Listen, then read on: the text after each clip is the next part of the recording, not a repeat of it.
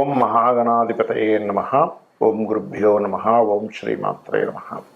అరుణాం కరుణాతరంగితాక్షీం ధృతపాశాంకుశపుష్పబాణచాపాం అనిమాదిభిరావృతాం మయూకైః అహమిత్యేవ విభావయే భవానీ.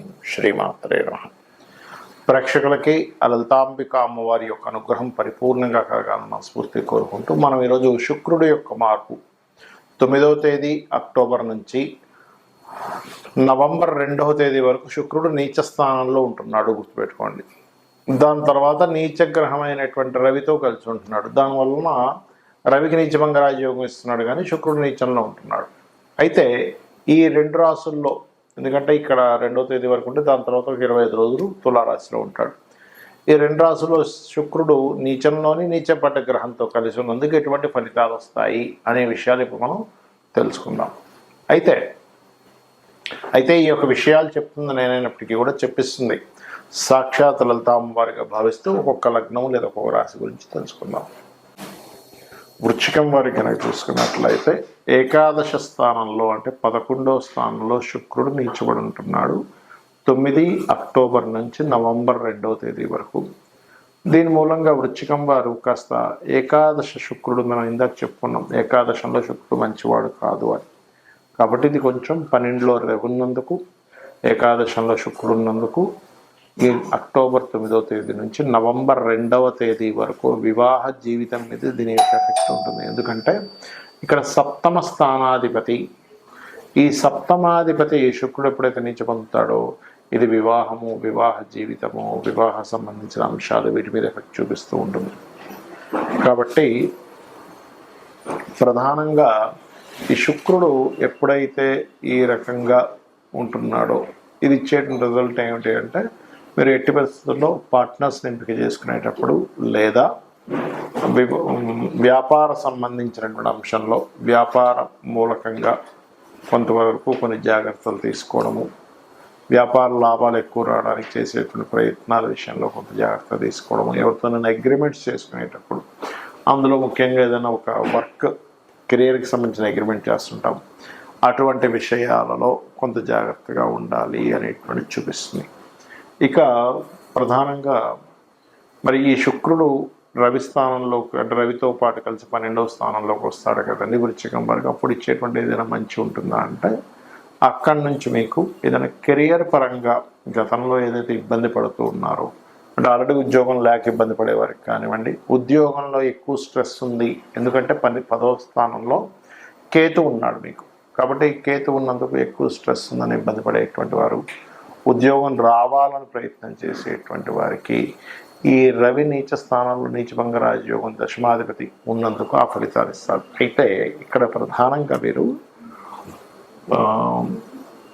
ఎప్పుడు కూడా లలితా సహస్రనామాల్లో ఓం మాణిక్య మకుటాకార జానుద్వయ విరాజితాయే నమః చేసుకోవడం మంచిది. ఏదైనా అమ్మవారికి సంబంధించిన ఉత్సవాల్లో పాల్గొన్నట్లయితే, ఒక ఈవెంట్ లాగా, లేకపోతే కొంతమంది ఇంటికి పిలిచి పారాయణాలు చేస్తుంటారు, అలా కనుక చేసినట్లయితే శుక్ర ప్రభావం పూర్తిగా పాజిటివ్గా పనిచేస్తుంది.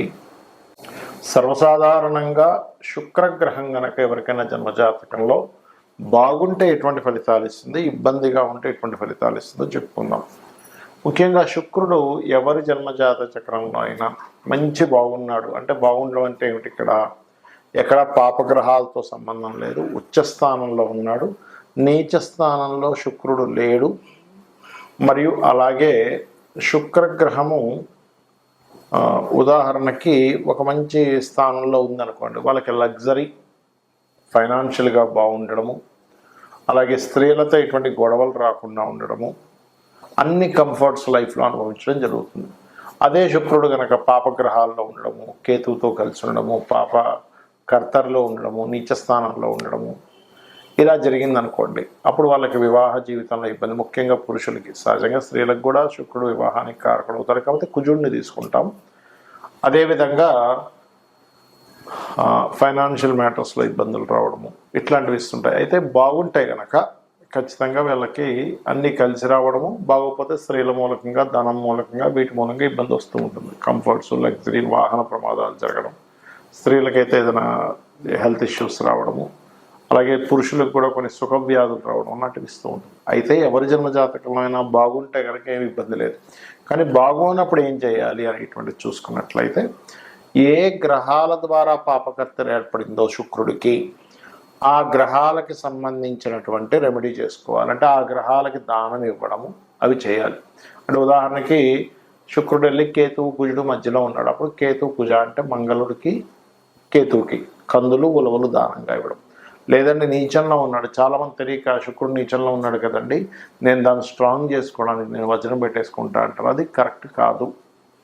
అంటే ఎలా అంటే, ఇప్పుడు మీకు ఎవరికైనా షుగర్ వచ్చింది అనుకుందాం, షుగర్ వచ్చింది కదండి, షుగర్ని ఇంకా స్ట్రాంగ్ చేసుకుని చక్కెర తింటానంటే ఎలా ఉంటుంది? దాన్ని వదిలేయాలి. అంటే షుగర్ అనేటువంటిది మీ బాడీలో ఎక్కువ అయినప్పుడు దాన్ని వదిలేసేయాలి, పాడైనప్పుడు. అలాగే ఇక్కడ వజ్రాన్ని ధరించకూడదు. కావాలంటే వజ్రం ఎవరికి ఏదైనా దేవాలయంలో ఏదైనా అమ్మవారి కోసం ధారణ కోసం ఇవ్వచ్చు, తప్పులేదు. కానీ అయితే శుక్రుడు పాడైనప్పుడు ప్రధానంగా మీరు బొబ్బర్లు అంటారు, బొబ్బర్లు దానంగా ఇవ్వడం, ఎక్కువగా గోసేవ చేయడము, శ్రీమాత్రే నమః అనే మంత్రం చేసుకోవడం మీరు ఎక్కువగా చేస్తుంటారు. అప్పుడు ఏమవుద్దంటే, మీ యొక్క జన్మజాతకంలో స్త్రీ శాపం ఉంది. చాలామంది చూడండి, స్త్రీ మూలకంగానే ఇబ్బంది అయిందంటారు. అంటే ఒక వివాహం చేసుకున్నాక అమ్మాయి కేసులు పెట్టేసి గందరగోళాలు చేసేస్తుంటుంది. అది స్త్రీ శాపం వల్ల జరుగుతూ ఉంటుంది. లేదా ఒక్కొక్కసారి ఎప్పుడు ఏ వాహనం తీసుకుని ఏదో ఒక యాక్సిడెంట్, సుఖ వ్యాధులు రావడం, ఇట్లాంటివి, ఎయిడ్స్, ఇలాంటి వాటికి కూడా శుక్రుడే కారకుడు, గుర్తుపెట్టుకోండి. అంటే సుఖ వ్యాధులు అన్నిటికీ. అదేవిధంగా మూడవది ఏంటంటే, పర్టికులర్గా శుక్రుడు సహజంగానే మనీ, లిక్విడ్ క్యాష్ కారకుడు.